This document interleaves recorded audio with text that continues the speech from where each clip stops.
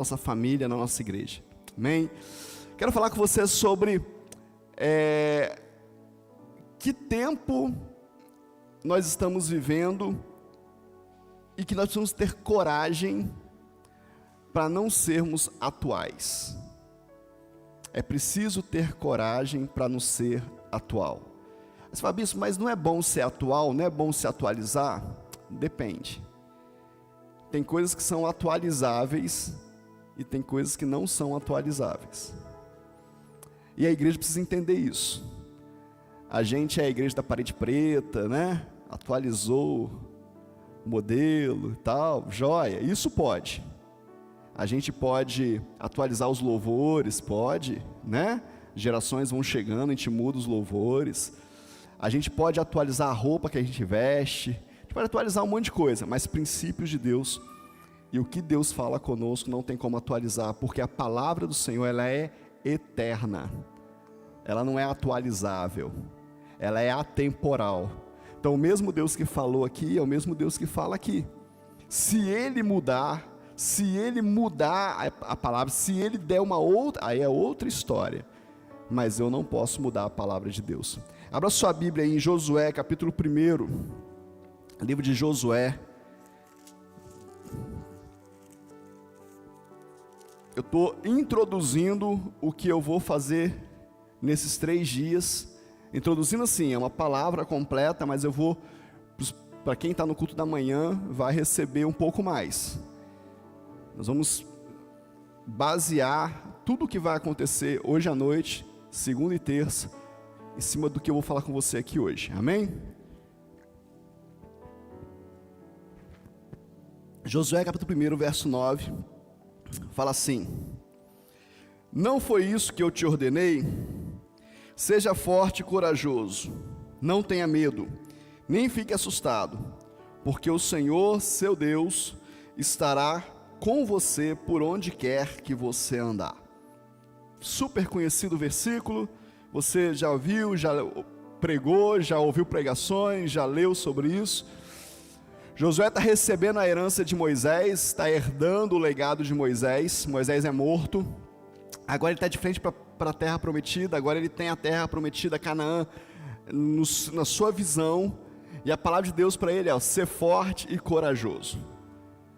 Vai, pode ir, eu estou contigo, eu vou estar com você todos os dias. Aí ele dá, o texto diz, nos mostra algumas instruções: não aparta do teu coração a minha palavra, da tua boca as minhas palavras. Ele vai dando as instruções, mas a palavra de Deus é: seja forte e corajoso. Agora, ser forte para quê? Primeiro que a terra prometida tinha milhares e milhares de inimigos. Você precisa entender isso. Esse evangelho fácil, esse evangelho Nutella, esse evangelho bonzinho, que você aceita Jesus e Jesus faz tudo por você, ele não é verdadeiro. Não é. Jesus já fez tudo por nós, amém ou não?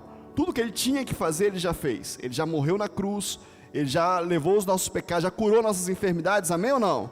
Já curou, já nos trouxe paz, já anunciou o reino do Pai dele, o reino do nosso Deus, já implantou esse reino na terra. Agora diz a palavra que ele está à destra do Pai, aguardando que tudo seja colocado debaixo dos seus pés. É o que diz a palavra. Então Jesus não faz mais nada. Não é isso. Jesus, ele é o nosso intercessor entre nós e o Pai. Jesus é o nosso advogado. Jesus é o nosso irmão mais velho. Sim ou não? Você é filho de Deus também? Não. Então ele é nosso irmão mais velho, ele é o Senhor da igreja, é o noivo da igreja, tudo isso ele é. Mas achar que agora aquilo que ele já fez, aquilo que ele já conquistou na cruz, ele vai voltar para fazer de novo, é não entender o evangelho. Jesus, a palavra de Deus diz que pelas suas pisaduras nós fomos o quê? Sarados. Aí você olha e fala: Jesus, sara essa pessoa. Ele já sarou, amém ou não? Então você pode declarar a palavra dele: Jesus, eu sei que o Senhor já sarou, o Senhor levou todas as enfermidades na cruz, então agora eu libero cura sobre essa pessoa, na autoridade do nome de Jesus. O Senhor já fez, está feito, eu creio na tua palavra, eu creio que o Senhor já fez, Amém ou não, querido? É isso não? Então entender o evangelho. E aí, para você fazer isso, tem que ser forte e corajoso. Tem que ter coragem para enfrentar o inimigo. Tem que ter coragem para avançar. Tem que ter coragem, tem que ser forte. Quem não é forte não anda, não caminha, não vai para frente, fica paralisado. Quantas pessoas depois desse período aí de ficar em casa, de ficar mais contido, perderam as suas forças, não conseguem mais andar, perderam o ânimo da vida, perderam a alegria de viver, estão enfraquecidos na fé, nas emoções, no físico, porque não tem mais força, não consegue mais. Para avançar tem que ter força, tem que ter coragem de enfrentar. Como é que faz para enfrentar o inimigo? Não sei. Como é que é, Jesus? Como é que o Senhor quer, Deus? Espírito Santo de Deus, como é que o Senhor quer que eu enfrente os inimigos? Faz assim, assim e assim. Tem que ter coragem para obedecer. Então é assim que eu vou fazer. É assim que nós vamos. É assim que caminha. É assim que convém, assim que você vai conquistar aquilo que Deus tem para você. Ser forte e corajoso. Mas aí você caminhou, você fez, você já está caminhando há muito tempo, você tem sido forte e corajoso há muito tempo, você tem vencido inimigos, ganhado batalhas, perdido outras, ganhado muitas outras, você está nesse negócio, e aí agora, o que eu faço hoje da minha vida, bispo? Eu tenho 45 anos, querido. Eu nasci praticamente dentro da igreja, né? Um pouquinho mais, acho que minha mãe paria dentro da igreja. Nasci dentro da casa do Senhor, e é lógico que o evangelho que eu aprendi na escola dominical, com a tia Kira, com a tia Regina, com a tia Ângela, não é o mesmo, não são as mesmas palavras que eu tenho hoje, mas é o mesmo Deus, mas é o mesmo Jesus. Lógico que o meu entendimento, no dia que eu aceitei Jesus com a tia Kira, debaixo da escada da igreja, numa reunião de crianças, não é o mesmo evangelho, não é a mesma linguagem do evangelho que eu tenho hoje, mas foi aquele evangelho que me levou a conhecer Jesus, e o Jesus é o mesmo. Como não atualizar então, bispo? Como ter coragem de não ser atual? Vira aí as páginas da sua Bíblia aí, mesmo livro de Josué, capítulo 24, verso 15.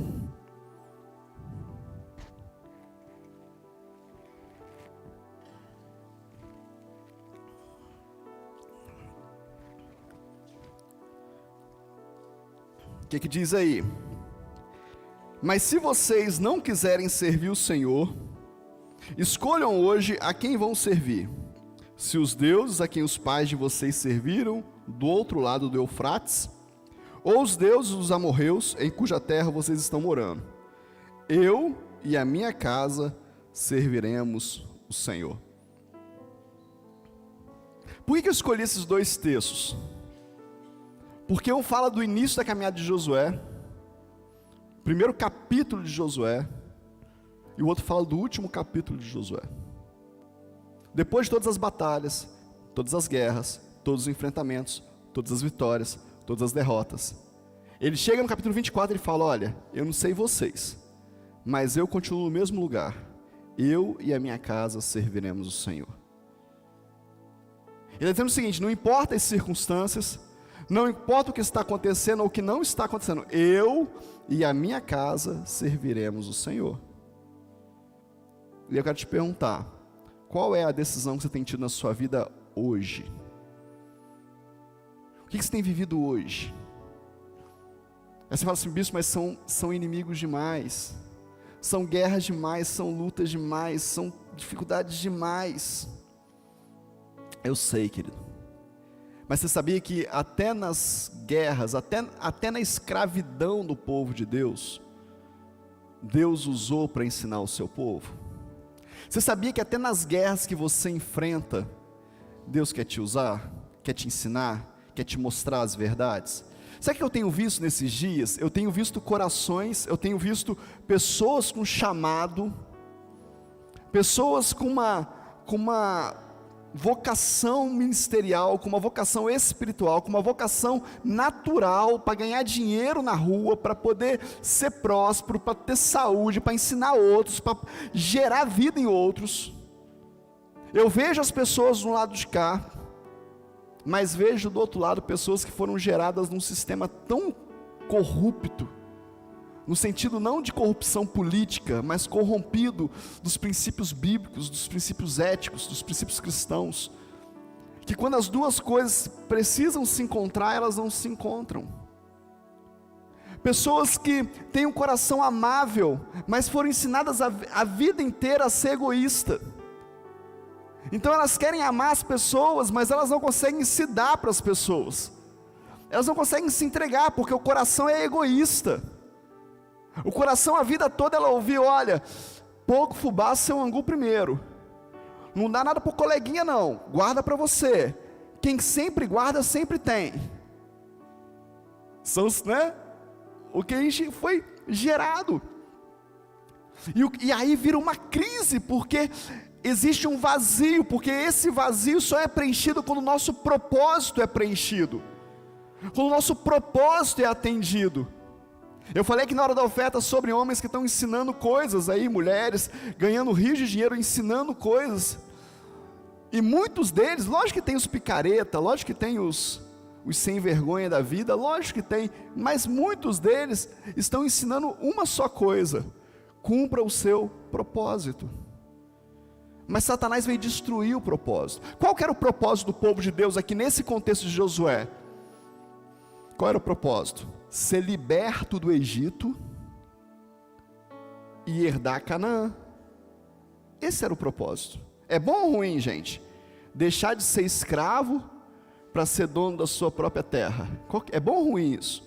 É maravilhoso. Mas qual que era a formação desse povo que estava no Egito? Era uma formação de escravo. Eles pensavam como escravo, eles olhavam como escravo. E aí quando eles vão para diante do mar, como escravos ainda, eles olham para a mulher e falam assim: não tinha cemitério lá no Egito não? Precisava tirar a gente daqui para vir morrer aqui? Para que isso? Quando eles atravessam e falta água, falam: vou morrer de sede. Porque a mentalidade deles é que alguém tem que dar alguma coisa para eles. Olha o que eu estou te falando, olha o que eu acabei de te falar. A mentalidade do escravo é que alguém tem que dar algo para ele. Vê se parece com alguma coisa que a gente vive hoje. A culpa é sempre do outro. Não sou eu que construo, o outro tem que construir para mim. Ser escravo é viver como escravo. Aí eles entram agora na terra prometida. Uau, 40 anos depois, conseguiram entrar. Nossa, a geração que saiu não herdou, mas a nova geração herdou. Ufa, que bom.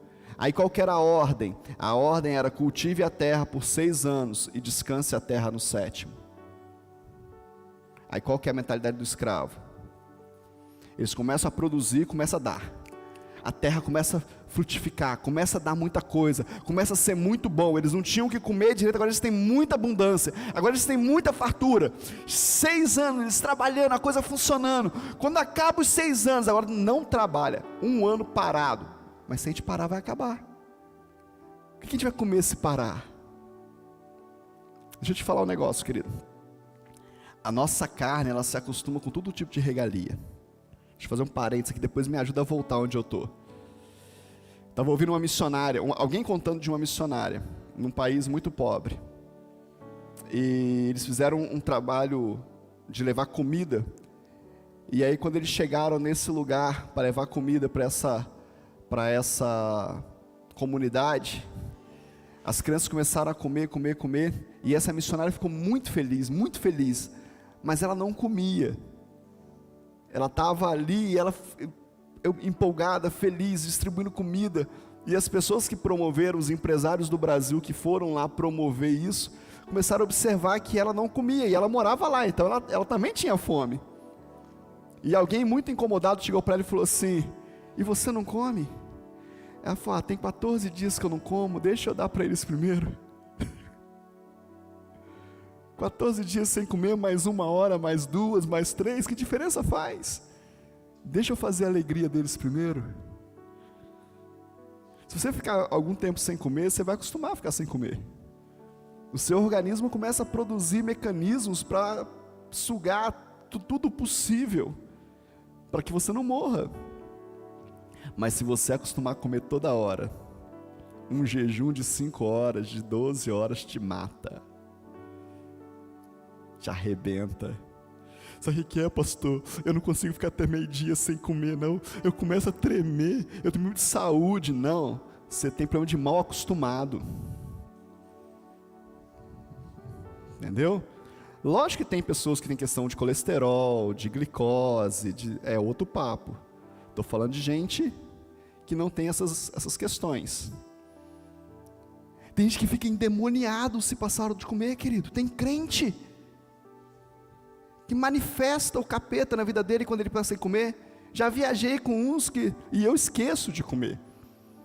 Eu esqueço. Então, se eu estiver dirigindo, agora eu fiz um mecanismo nas minhas viagens de família, que eu levo uma cestinha térmica dentro do carro, e as crianças, dá hora de comer, eu não paro, eles mesmos se viram lá atrás, eles catam os negócios, vão comendo. Aí eu falei, está na hora de parar para comer. Mas quando eu viajo a trabalho, com os pastores, com os meus discípulos, eu esqueço. Aí de vez em quando eu falo assim, bispo, 1h15, bispo, 1h30, eu falo, nossa, já? E continuo andando. Não, bispo, é para comer. Ah, tá, nossa, vamos parar então. Eu esqueço, mas eu já viajei com gente, eu quase tive que expulsar demônio dentro do carro. Você está nervoso por quê? É porque quando eu não como, eu fico nervoso. Eu falei, isso é capeta. Não, que negócio é esse, gente? Que crente é esse que não pode parar de comer? Não, está errado. O povo lá acostumou 6 anos de fartura.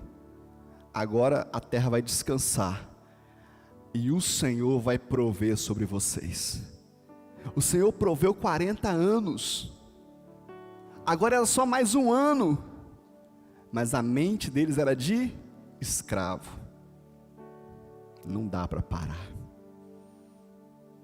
Querido, não trabalha domingo não, vem para o culto. Não dá, bispo. Se eu não trabalhar domingo, o salário não dá.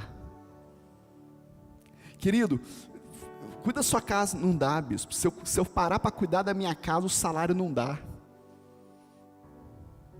Percebe, não? É a mesma coisa.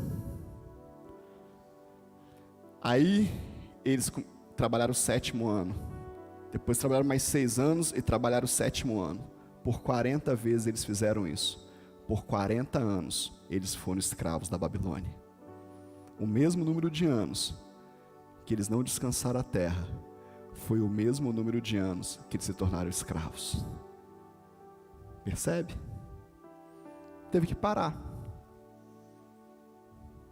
Querido, mais vale você não querer atualizar as coisas que Deus falou com você. Era uma ordem de Deus. Aí você fala para mim assim, o que eles aprendem, bispo? Primeiro aprendizado eu coloquei aqui, ó, a Babilônia. O que o povo de Deus precisa aprender com a Babilônia? Precisa aprender sobre esforço, sobre trabalho e sobre excelência. Até hoje os jardins suspensos da Babilônia são a coisa mais linda que tem. Trabalho, o povo de Deus precisa trabalhar. Olha para o seu irmão e fala assim, tem que trabalhar, querido. Trabalhar na igreja, trabalhar na casa, trabalhar no seu trabalho, tem que trabalhar. Aí você fala assim, bispo, mas como é que você fala que o povo de Deus é preguiçoso? Não sou eu que estou falando não, querido. Os executivos estão falando. Os produtores musicais estão falando. A gente é mestre de apontar os outros, a gente só não é mestre de fazer. A gente olha não posso falar nome, né? Ou posso, sei lá. A gente olha essas mulheres aí cantando, coisa mais ridícula que tem, coisa mais depravada que tem, a coisa mais nojenta que tem. Aí o povo fala assim, como é que isso pode fazer sucesso? E a fulana de tal que canta muito melhor, que é muito mais ungida. Pois é, mas a depravada trabalha. A depravada fica uma semana à disposição lá da entidade dela, em jejum, 1 mês, cancela tudo, se a entidade mandar ela ficar. O crente não faz 1 semana de oração, e quer apontar para os outros. Já vi o produtor musical falar o seguinte, olha, cantor cristão não gosta de trabalhar, porque entende que tem um chamado, Deus já me deu essa unção, então agora é Deus que faz. O Deus não vai fazer para você, querido. Aí você fala assim, como é que a Aline Barros está na mídia, e nas gravadoras, e nas plataformas digitais até hoje, ganhando Grammy, ganhando prêmio? Vai lá ver a vida dela. Trabalhar. Sério? Pergunta quem anda com ela. Ouve quem anda com ela. Ela é uma máquina de trabalhar. Povo de Deus, aprende a trabalhar. Juventude, aprenda a trabalhar. Rala, usa sua energia. Os que escravizam o povo de Deus sabem trabalhar. Aí a gente vai trabalhar numa empresa, a gente fala assim, o patrão é o opressor. Vai ser patrão? Faça ser patrão, vou descer. Vai ser patrão. Vai lá. Trabalhe, para você saber o que é. Aí, o povo de Deus não sabe sobre excelência. Você está satisfeito com essa igreja, querido? Eu não estou. Você está satisfeito com esse templo? Eu não estou. Mas quantas pessoas nós temos na igreja? Em média, 350 a 400 membros nessa igreja. Será que só eu que estou incomodado? Será que só eu que estou vendo que preciso fazer coisas? Aprenda a lidar com excelência. Sabe o que Deus falou para o povo dele? A casa de vocês está legal, mas a minha casa está em ruínas. Foi Deus que falou, não fui eu. Olhar com excelência para as coisas. Vamos fazer um café da manhã, o melhor café possível. Vamos fazer um almoço, o melhor almoço possível. Não é gastar o que não tem, é fazer o melhor que pode, o melhor possível, o melhor para Deus.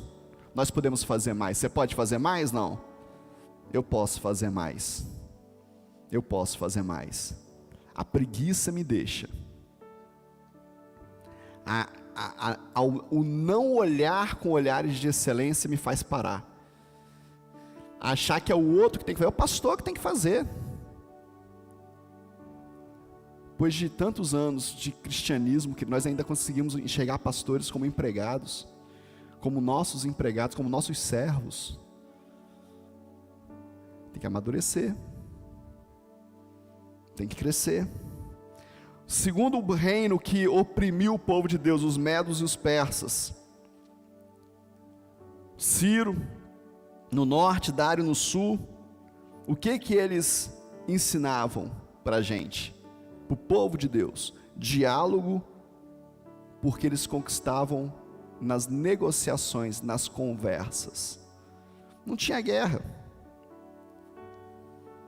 O povo de Deus acha que não tem que conversar, porque ele é de Deus. Põe a Bíblia aqui debaixo do braço e ó.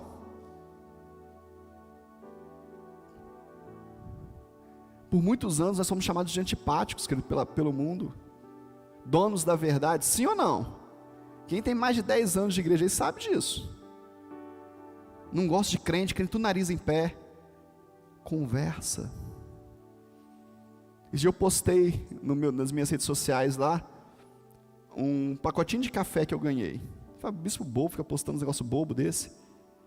Mas sabe onde eu ganhei aquele potinho de café? Aquele pacotinho de café? Numa viagem, no meio da estrada.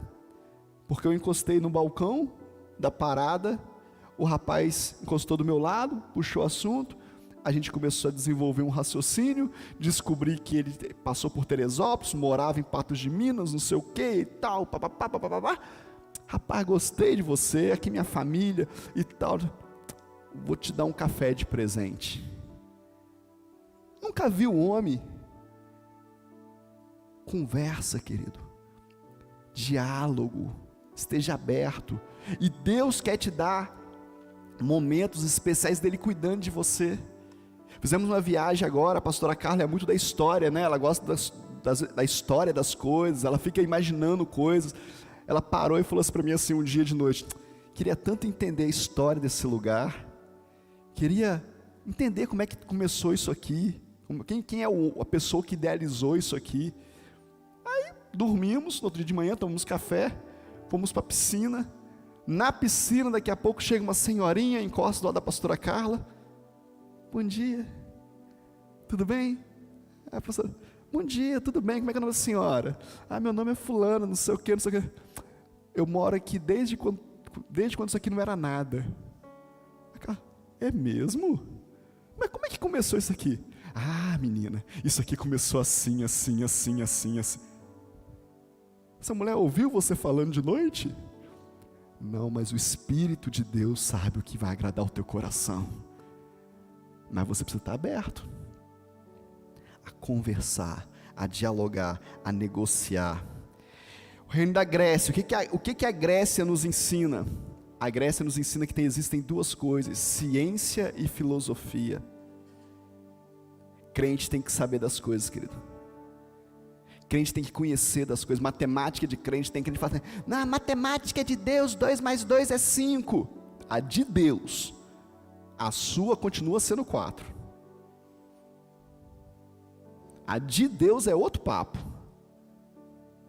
Crente fala bobeira, escreve bobeira, discute bobeira, leva prejuízo, porque não estudou o negócio. E depois a culpa é de Deus, a culpa é nossa, gente. Nós temos uma igreja, uma das nossas igrejas é numa região rural.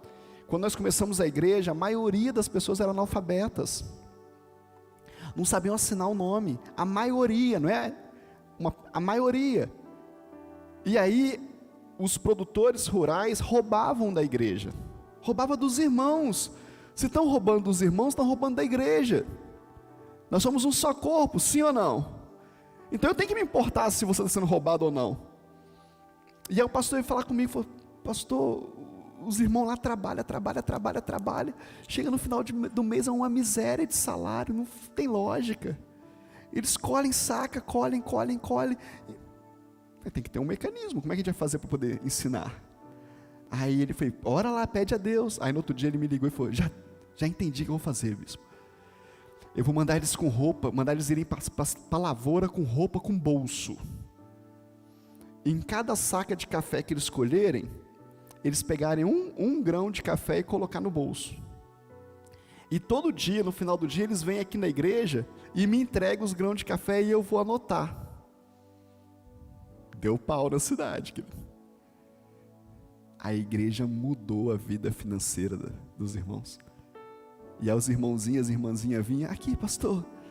Aí eu colocava, ele: fulana de tal, tantas sacas. Chegou no final do mês: quantas sacas você colheu? 30 sacas. 30 não. Eu colhi, deu 70. O pastor lá, do lado. Eu contei. Tá. Então toma aqui. Mudou a igreja. É o que a gente pode fazer. A igreja tem que se importar com isso, sim ou não, querido? Mas você tem que saber. Uma coisinha simples mudou a vida das pessoas. Irmãos compraram um carro. Era tão legal chegar lá, ver os irmãos chegando. Morava do outro lado da rua, mas ia de carro para a igreja. Estou com meu carrinho aqui, glória a Deus, aleluia, que bom. A gente precisa aprender. O que mais? Estou terminando já. Roma ensinou o que para a gente? 160 anos antes de Cristo. Ensinou a guerrear. Tem guerra. Quer vencer? Vai para a guerra. Não. Evangelho assim, tá tudo certinho, bispo. Não, querido. Vocês não sabem a guerra que é. A guerra interna, a guerra externa, a guerra nossa, a nossa guerra. Não guerreia não para você ver. Você vai ser um crente frustrado. Você vai ser uma irmã frustrada, um irmão frustrado. Não guerreia com as suas questões, não. Não guerreia com os seus pecados, não. Não guerreia contra os seus inimigos, não. Não coloca o que você pensa, não coloca diante de Deus a sua mentalidade. Fala, Deus, muda o que tem que mudar, mas fortalece o que está certo. Nós estamos vivendo um tempo de guerra, querido. A igreja está em tempo de guerra. E aí parece que a gente está dormindo, a gente está assim, está tudo bem, está tudo certo. Não está não, tem guerra. Aprenda a guerrear. Como é que eu guerreio? Efésios capítulo 6, como é que fala lá? Se vista da armadura, coloca um capacete da salvação, blinda a sua mente, sabe? Como é que eu blindo a mente? Um dia desse uma pessoa me perguntou, pastor, mas como é que eu faço isso? Tenha versículos, tenha a palavra de Deus no seu coração, que sejam blindagem. Quando Jesus estava saindo do deserto, do jejum de 40 dias e 40 noites, que Satanás veio atacar a sua mente, se você é filho de Deus, o que ele fez? Ele usou a palavra para blindar a sua mente. Não tem como colocar capacete da salvação, querido, se você não conhece a palavra de Deus, sabe? Coloca o cinturão da verdade, pauta a sua vida na verdade, doa quem doer, aconteça o que acontecer, pauta na verdade. Nós somos colocados à prova todo dia. Pessoas perguntam coisas para mim e vão no bispo José Elias e perguntam a mesma coisa, para ver se é verdade. Pessoas perguntam coisas para mim, discípulos meus, e vão no outro discípulo, no outro pastor e perguntam se é verdade. E aí é sempre uma decepção, porque eu falo só o que eu sei. E a pessoa tem o descaramento de virar e falar assim, então é verdade, porque o bispo Paulo falou isso mesmo. Mas é lógico que é verdade. Eu não tenho outra opção que não seja verdade. Começa a se vestir daquilo que o Evangelho diz, porque vai ter um momento, querido, que não vai ter outra opção. Hoje você tem opção, mas vai chegar numa hora que ou você nega Jesus para viver, ou você morre por Jesus. E se você não estiver acostumado com a verdade, querido, é possível que você negue Jesus. Então comece a se acostumar com a verdade. Comece a ser lavado pela verdade. Não se atualize porque as pessoas dizem que é assim ou de outro jeito é melhor. E aí eu quero falar com você sobre esse tempo. Coloca para mim a arte, Samuel. Nós vamos falar a partir de hoje à noite sobre isso, sobre o que eu vou dizer para você aqui agora. Existe uma arca para esse tempo. Existe um cofre. A arca é cofre. Das traduções para arca é cofre. Por isso a gente colocou cofre para poder instigar. A chave do cofre. No cofre tem várias coisas. No cofre tem autoridade, provisão, palavra, proteção. Mas até chegar no cofre tem um caminho. Até pegar a chave do cofre tem um caminho. Como fazer isso? Como chegar lá? Dentro do cofre tem o maná, o pão, o alimento, a certeza da provisão. Não é que você vai comer maná o resto da sua vida. Não é essa a expectativa do maná. Dentro da arca, a expectativa do maná dentro da arca é dizer: o Senhor é a tua provisão, o Senhor está contigo, o Senhor vai te suprir em tudo. Mas dentro da arca também tem as tábuas da lei. Pois é, você conhece as leis? Não. Mas a gente vive no tempo da graça. Mas quem te disse que Jesus aboliu a lei? Quem te disse? Mas tem coisas que não estão no Novo Testamento. Verdade, mas princípios são princípios, querido. Princípios são princípios. Deus não mudou os seus princípios. Tem coisas que são leis de costumes tradicionais, costumes regionais que realmente Jesus não trouxe para o Novo Testamento. Mas vem cá, a lei fala de higiene, fala não? Manda ela se lavar ou não? Está na Bíblia. Se lavar é ruim, querido? Então por que não está no Novo Testamento? A gente vai se lavar mais. Tem uns irmãos aí vivendo graça pura, né? Nem tomar banho toma mais, né? Mas não, é princípio, está lá, vamos usar. A lei fala de alimentação, sim ou não? Fala, está lá. Ah não, é lei. Não, pega os princípios, aprende com os princípios, traz para a sua vida, não tem problema nenhum. Agora você não pode pegar um pedacinho da lei para acusar o teu irmão, aí é pecado. Se você quer viver a lei, viva toda a lei, e seja julgado pela lei, porque quem escolher se viver pela lei, vai ser julgado pela lei. A graça vai ser julgado pela graça. Agora não é uma hipergraça, não é uma graça que você pode fazer o que você quiser, que está tudo certo. Primeiro porque quando Jesus foi questionado como viver, ele falou assim: ame ao Senhor teu Deus acima de todas as coisas. Aí, querido, já fez um corte enorme. Quem você ama? Quem é o seu primeiro amor? Quem que é o meu primeiro amor? Amar a Deus acima de todas as coisas é amar a Deus acima da minha vida. Amar a Deus acima da minha esposa, dos meus filhos, da igreja que Ele me deu. Isso é amar a Deus acima de todas as coisas. Acima do dinheiro, acima da minha saúde, acima do meu pai e da minha mãe.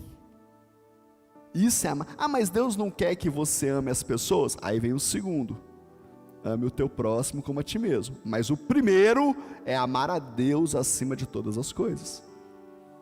Isso é graça, é viver na graça. Tá fácil para você? Não. Você conhece a graça? Você conhece Jesus? O que Jesus manda você fazer, você faz? Ou você fica como esses homens e mulheres que ficam procurando os seus profetas, que falam para fazer cosquinha nos seus ouvidos, falam do que você quer ouvir? Ah, eu gosto desse pastor aqui, porque esse pastor aqui, ele fala uns negócios legais. Pois é, mas esse pastor é seu pastor? No dia que te der dor de barriga, você vai nele? No dia que seu casamento acabar, você vai nele? Ele vai te atender? Quem é que Deus está usando para falar com a sua vida? Palavra, tábuas. O que está cravado no seu coração? Lá tem, no cofre tem. O que mais? Na arca tem a vara da autoridade. Autoridade sobre a tua vida, sobre a tua casa, sobre aquilo que Deus te deu. Como viver isso, gente? A gente não tem autoridade nem como cidadão mais, nem sobre as nossas palavras nós temos autoridade mais. Qualquer um faz gerência sobre as nossas, ingerência, né? Sobre as nossas palavras. Como ter essa autoridade em Deus? Como que a igreja vai ter autoridade? Como que a igreja vai assumir a sua autoridade na terra? É sobre isso que eu quero falar com você nesses dias. Hoje à noite, amanhã e terça. Nesse lugar tem a aliança de Deus com os seus filhos. Tem um caminho para atravessar. Tem um caminho para atravessar. Tem atos. E eu não estou trazendo, eu não estou judaizando o negócio. O processo é o mesmo. Sabe o que muda? Quando Jesus fala assim: eu sou o caminho, a verdade e a vida, Ele está falando, você já sabe, você que é aqui da igreja já viu eu pregar sobre isso várias vezes. Ele está dizendo que Ele é o caminho, o pátio, Ele é a verdade, o santo lugar, e Ele é a vida, o santíssimo lugar. Tudo se resume nele. Não precisa mais de um cordeiro matar um animal para você ser santo, para você ser purificado pelo seu perdão dos seus pecados. Não precisa mais, mas lavar as mãos precisa. Se lavar precisa. Amém ou não? A gente peca. Acender as 7 lâmpadas do Espírito de Deus no candelabro precisa acender, é você que acende. Acender o incenso da adoração precisa, Precisa ser adorador. Precisa não? Precisa. Se alimentar dos pães da propiciação, precisa. Se alimentar lá na mesa, precisa. Percebe que é tudo comigo? Agora, quando eu entro no Santíssimo Lugar, aí é só Ele. Aí a fumaça me encobre. E eu sou só dele. Eu não apareço, é só Ele. O problema é que a gente não quer viver isso, quer ter uma experiência emocional, que a gente acha que é o Santíssimo Lugar, porque a gente chora, porque a gente se arrepia, porque a gente se... Mas no final das contas, a mesma pessoa que entrou é a mesma que saiu. Que encontro com Deus que nós tivemos, que não mudou nada na nossa vida? Que encontro com Deus que você teve hoje de manhã, que você vai sair daqui do mesmo lugar que você entrou, do mesmo jeito que você entrou? Não é encontro com Deus, querido. É encontro com as suas emoções, é encontro com as minhas emoções. Quantos lugares eu fui? Quantos congressos eu fui? Quantos encontros com Deus eu fui? Quantas imersões eu fui que eu saí do mesmo jeito que eu entrei? E às vezes até pior. Criticando, falando mal, vendo um monte de defeito, questionando a palavra. Eu entrei mal e saí pior. Mas não tinha a ver com as pessoas, tinha a ver comigo. Porque a fumaça não conseguiu me cobrir. Eu queria aparecer mais do que a fumaça. Eu queria ser mais Deus na vida das pessoas do que as pessoas. Você precisa entender isso na sua vida. Que desafiar você a caminhar comigo nesses dias, o caminho do cofre, as chaves do cofre. Nós vamos precisar falar hoje à noite sobre isso. Para terminar, toda a garantia vem do sangue de Jesus. A garantia que existe uma chave no cofre, uma chave para o cofre, é o sangue de Jesus. Receber Jesus como Senhor e Salvador. Parece que é chover no molhado, bispo, a gente está falando da mesma coisa, a gente sempre falou isso. Não, tá não, querido. A religiosidade nos deu um Jesus que é só Salvador. Sabe? Ele é o menino Jesus, é o Jesus fraquinho, é o Jesus carente, é o Jesus na cruz, cabisbaixo, destruído, pelado. Não, a gente não acredita nisso, mas a gente foi gerado nesse meio, entenda isso. E aí nós queremos um Jesus Salvador, que nos salva, que nos faz alguma coisinha para nós. E aí, como Jesus Salvador nem era suficiente, porque ele é muito fraco, nós elegemos a mãe dele. E a mãe dele é mais forte que ele.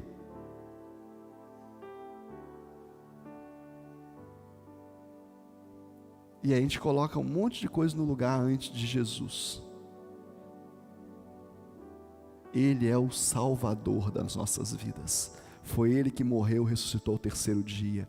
Mas ao ressuscitar ao terceiro dia, Ele se tornou nosso Senhor. O senhorio dEle sobre as nossas vidas. A direção dEle sobre as nossas vidas. O que Ele manda a gente faz. É assim que é. Você já tem Jesus como seu Senhor também? Ou só como seu Salvador? Só quer as coisas que Ele pode te dar, mas se submeter à vontade dEle. Aí você fala assim, não, mas eu me submeto,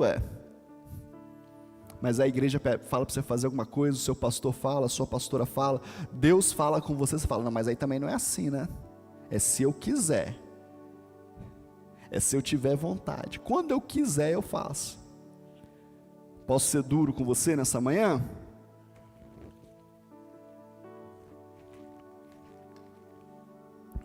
Posso ser duro com você essa manhã? Amém ou não? Não posso ser. Deixa para lá. A Bíblia que diz que você faz o que quer, do jeito que quer, a hora que quer, é a Bíblia do satanismo. Lá está escrito isso. Presta atenção. Não, eu faço a hora que eu quiser. Não é a Bíblia de Deus. Do jeito que eu quiser, não é. Não é. Cuidado para você não estar achando que está servindo um Senhor e está servindo a outro. A Bíblia do Senhor fala, ninguém pode servir a dois senhores. Ou há de desagradar um, ou há de desagradar outro? Escolha quem você quer desagradar. Se Deus ou Satanás. Eu sei que é duro, mas é a palavra de Deus. Cuidado. O sangue de Jesus nos purifica de todo pecado, nos dá livre acesso ao Pai, rasgou o véu de cima a baixo para eu poder entrar diante do Pai. O sangue de Jesus me cobre, me protege, mas eu preciso estar debaixo dele, preciso aceitá-lo como meu Senhor. Como fazer isso, bispo? Estou pregando para crente, né, gente? Que coisa louca, né? Estou pregando sobre salvação e senhorio para crente. Como fazer isso? Se relacione com Ele. Pergunte para Ele. Obedeça a Ele. Se submeta a Ele. Queira saber, e é tão poderoso isso, porque assim, ó, a palavra de Deus diz que aqueles que temem ao Senhor, para aqueles que temem ao Senhor, Ele vai revelar os seus planos. Então tema ao Senhor. O que é temer ao Senhor? Querer saber o que Ele quer e fazer. Agora, como relacionar com o Senhor? Eu quero terminar com essa palavra. E vou orar com você. Imagina você que tem filhos pequenos, ou sobrinhos, crianças no seu convívio. Como é que o seu filho acorda? Como é que o seu sobrinho, essa criança que você conhece, acorda lá em casa? Ela acorda, ela já anda, imagina aí 5, 6 anos, já fala bem, já articula as orações, as falas. Ela chega, vai lá na sua cama, você está dormindo ainda, está acordando, e pergunta para você assim: ô pai, o que você quer hoje? É assim? É assim que acontece lá na sua casa? Ele levanta, vai para a sala, para a cozinha, grita: pai, mãe, tem leite? Toddy? Café? E ali começa o dia dele. Mas o pai diz o seguinte: filho, agora não é hora de comer isso. Filho, Coca-Cola no café da manhã não. Filho, está na hora de almoçar. Tomar banho para ir para a escola. Já fez a tarefa? Vamos para a escola. 6 horas da tarde. Filho, como é que foi a aula? Filho, vamos jantar? Filho, está na hora de dormir. Essa é a rotina de todo pai e mãe. Todo dia. Sim ou não? Essa é a rotina que Deus quer ter com você, querido. Guiar a tua vida. Te levar. Só que a gente faz com Deus como se Ele fosse nosso patrão. O que o Senhor quer? Quero ser seu pai. O que isso implica? Implica que eu vou dirigir a sua vida. Implica que eu vou dizer para você a hora de almoçar, a hora de tomar banho, a hora de sair. Você está disposto a ter o Senhor como teu pai?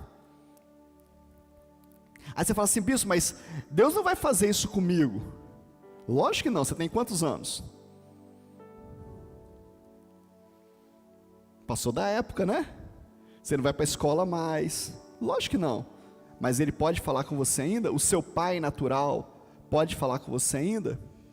E o seu pai celestial também pode? Não. Faz isso não, filho. Faz isso não, filha. Isso vai ser ruim para você. Não, mas sou eu que sei. Agora eu casei, saí de casa, é do meu jeito. O pai fala: tá bom. Você que sabe. Mas o teu pai está falando que não é o melhor. Mas você resolve lá. É assim que Deus se relaciona conosco. Você acha que Deus tem uma listinha para você todo dia? Ô pai, o que o senhor quer? Eu quero isso aqui, ó. Se vira. Você acha? Isso é patrão, querido.